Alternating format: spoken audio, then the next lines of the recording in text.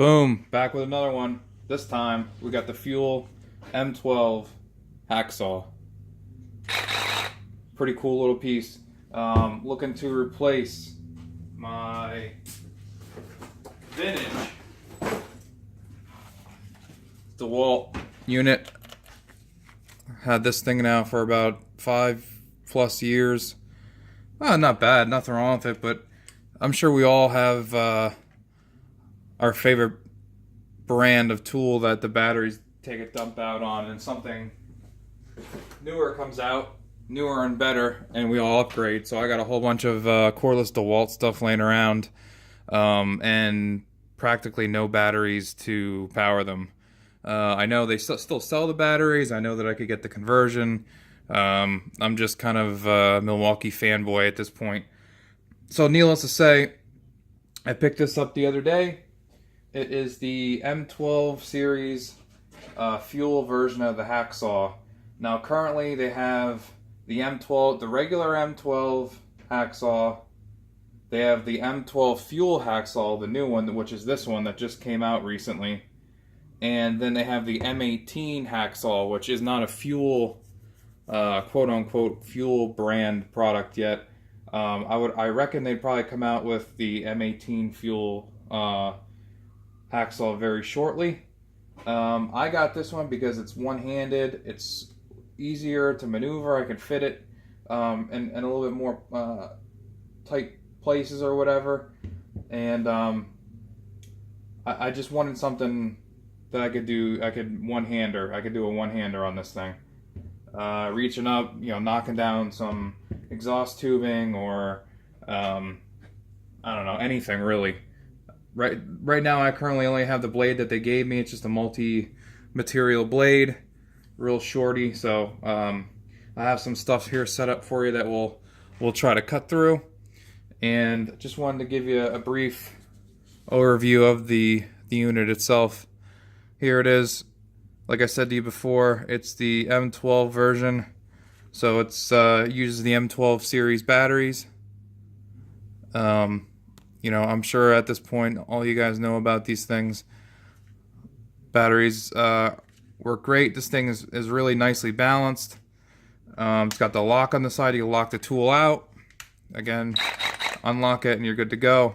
This battery isn't full by any means, so we'll see what it does when we test it. But again, you got the same rubberized overmolded grip on the stereotypical fiberglass reinforced plastic that Milwaukee uses. Really tough. And this is, again, the fuel brand that contains the brushless motor in it versus the previous model of M12 that was brushed. This also features a toolless locking. Toolless lock, like the blade locks in without using a tool. See if I can flip this over. You can see right in there. This is how Milwaukee does it. You stick the blade in, and then you twist it. Hold up, focus.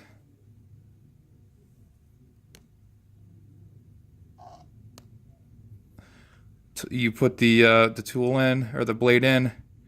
You twist it. It'll fall in, and then you unlock it.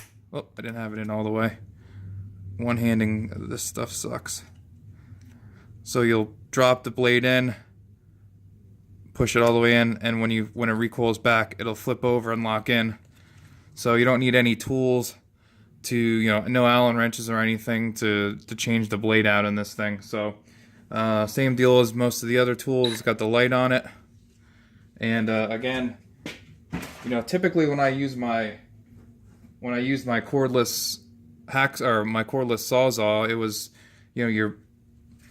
you're squeezing the trigger and then you're putting pressure down on the top. So naturally, this is pretty much the same motion, just a little more ergonomic. You're applying the downward pressure, and then the pistol grip is still, you're still able to push down on it. So I just like the overall ergonomics of this over a traditional Sawzall. Not that I would never use another Sawzall, but this is just something different, and I like the way this feels and gives you a little more control, and it's a lot less bulky in the business end. Now, one thing that these do not have that, not that it's a deal breaker, but the shoe isn't adjustable. It doesn't ride. You know, it won't. You can't articulate the saw and work a different part of the blade, whereas you could in a traditional one. Let me give you an example. So the shoe in this DeWalt pivots. See? So if you have it on something, you could ride that part of the blade or rock it back into another part of the blade. These Milwaukee ones do not offer that at this time. None of them do. The M12 regular brushed one doesn't do it. The M18 doesn't do it, and nor does this Hacksaw. So the Fuel M12 Hacksaw. I'm not really sure why. It's hard to say, but anyways, the shoe is fixed, so it's kind of a limiting factor or a drawback. But either way, you know, it's still a quality piece. Again, it's got the heft to it. It feels solid. You know, there's no jankiness about it. So what I have done so far, I haven't cut anything with this. I put the blade in it. Like I said, I haven't even really charged any of the batteries yet, but I want to zoom in over here on my vise, and we'll try this piece of aluminum angle that I have. Let me see if I can get this whole shoot and match aligned here. There we go. That looks pretty good. Let me zoom in, or focus. All right, cool.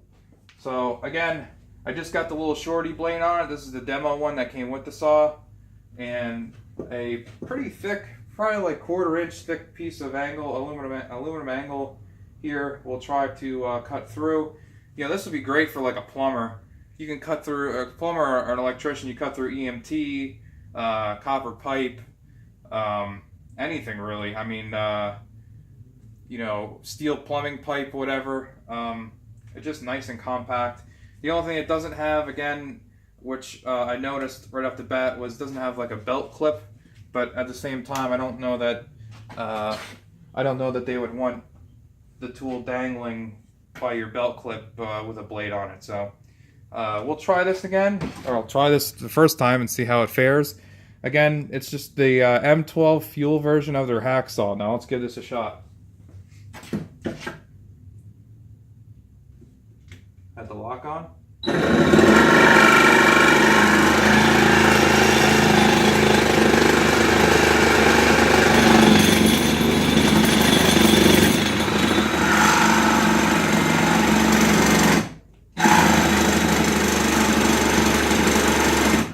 I think my battery's dying here. Yep.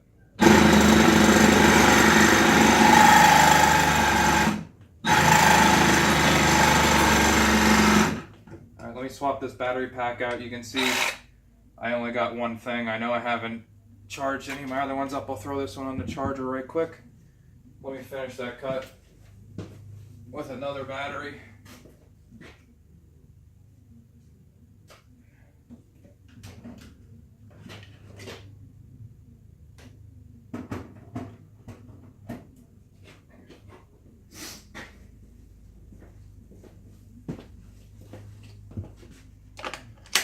Alright, so I got halfway through, I think, and the battery took a dump, so I'll finish this one off.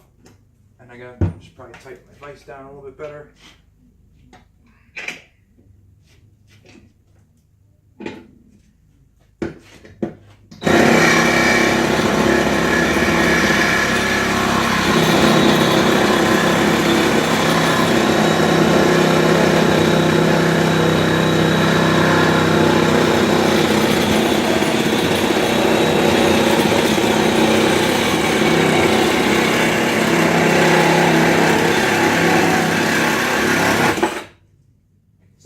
Cut out pretty smooth. You can see how thick that is there.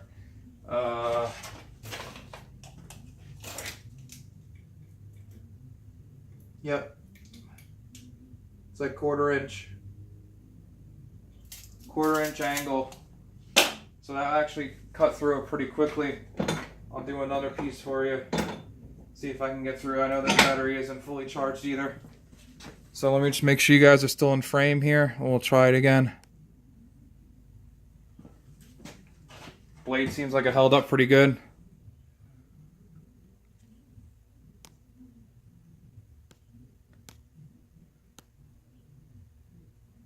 Won't focus. Okay, anyways.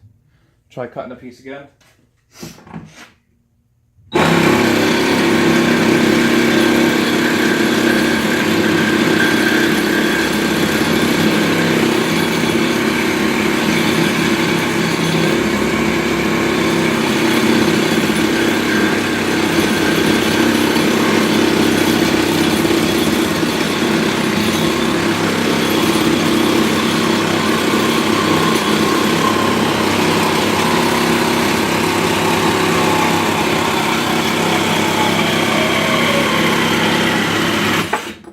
I mean, I'm not really even needing to apply a whole bunch of pressure. The blade's really working pretty good.